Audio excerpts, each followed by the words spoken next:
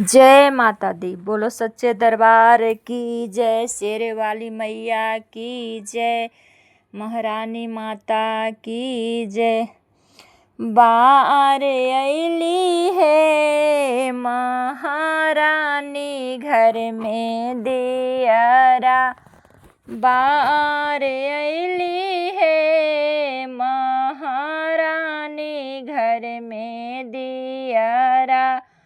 बार अली है सातों बहिनी घर में दियरा। बार अली है महारानी घर में दियरा। बार अली सोने के झारी गंगा जल पानी। सोने के झारी गंगा जल पानी। मैया के चरण पखार अली है ए महारानी घर में दियरा। बार अली है महारानी घर में दियरा।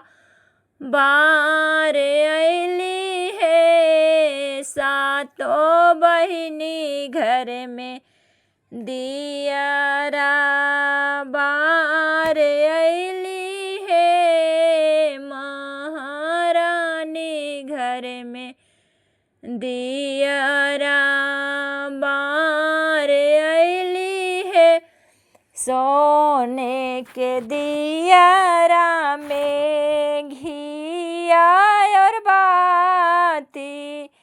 सोने के दियरा में घीवा और बाती।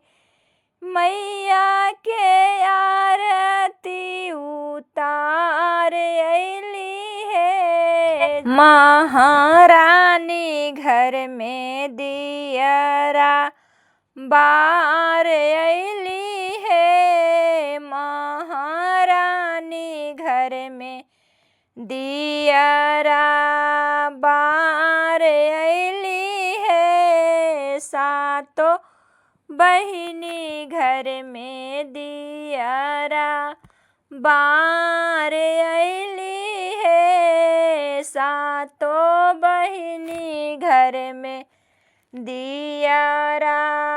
बार अली है सोने के आसन रूपे सिंहासन। सोने के आसन रूपे सिंहासन।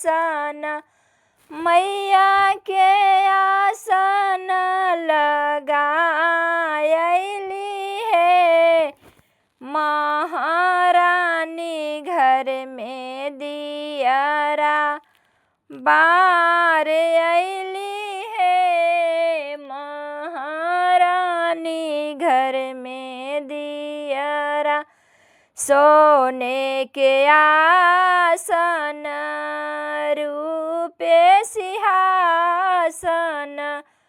सोने के आसन रूपे सिंहासन। मैया के आसन लगायली महारानी घर में दियरा।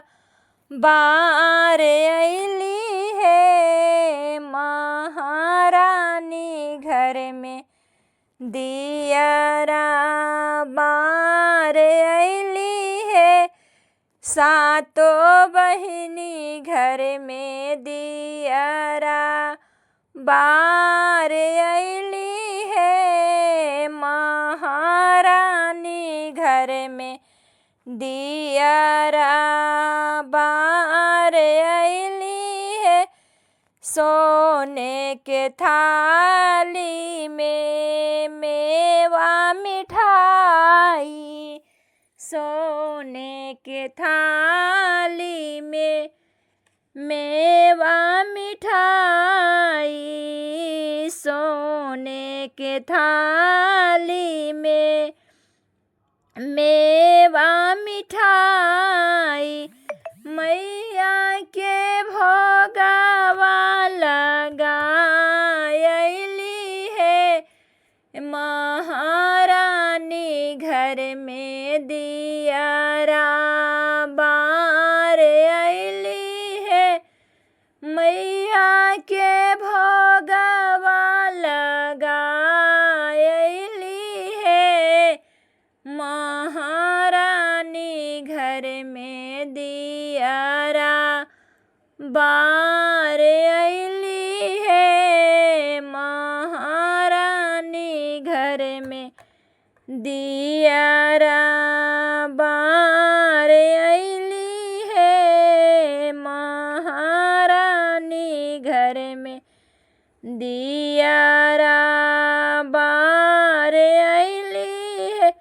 निमिया के पतवा पतवा पतैया, निमिया के पतवा पतवा पतैया, मैया के चंवर डोलायली है। महारानी घर में दियारा बार अइली है, महारानी घर में दियारा बार अइली है। सातों बहिनी घर में दिया